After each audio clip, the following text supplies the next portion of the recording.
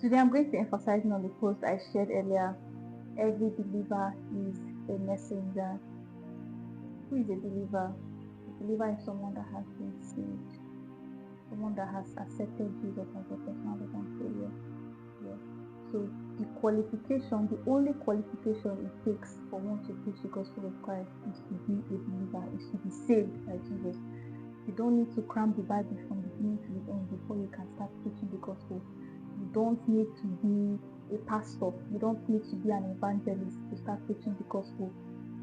If you believe in Jesus, if you have been saved by Jesus, you are qualified enough to preach the gospel of Jesus. The gospel has the power to save. You were being saved by the gospel. Someone preached the gospel to you for you to be saved.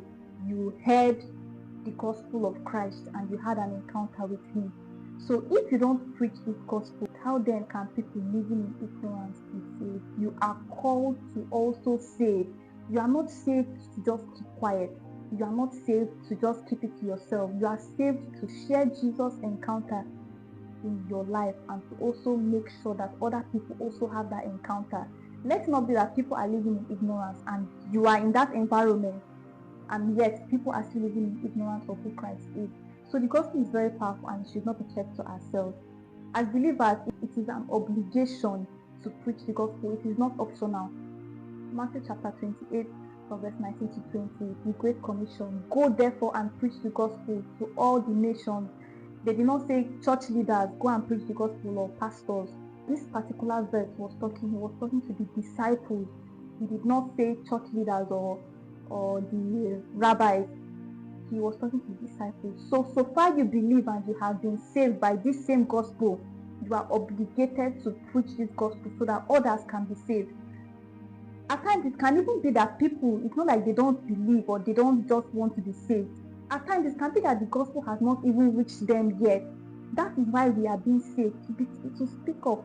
And you don't need a mic, you don't need to be standing on the pulpit before you can preach the gospel. By sharing your testimony alone, you are already preaching the gospel of Jesus. You are sharing what Jesus is doing in your life. You are winning souls for Jesus by just sharing your testimony. By going one-on-one, talking. In fact, even your friends alone, speak to your friends about the gospel today. Talk to them about the gospel. Speak to them one-on-one. You don't need to speak to a whole church congregation before you say, oh, you are preaching. No. You can speak one-on-one to your friend today. You're preaching the gospel. Even by just telling the truth, by just act of love alone, you are preaching the gospel. You are exhibiting Jesus Christ. Don't just keep quiet as a believer. You have been saved. So help others be saved the way you have been saved. The way the gospel met you and helped you, that is the same way you should also take the gospel to other people still in ignorance. Speak out, don't keep quiet. So God bless you as we share the gospel of Jesus Christ to others, to everyone around you.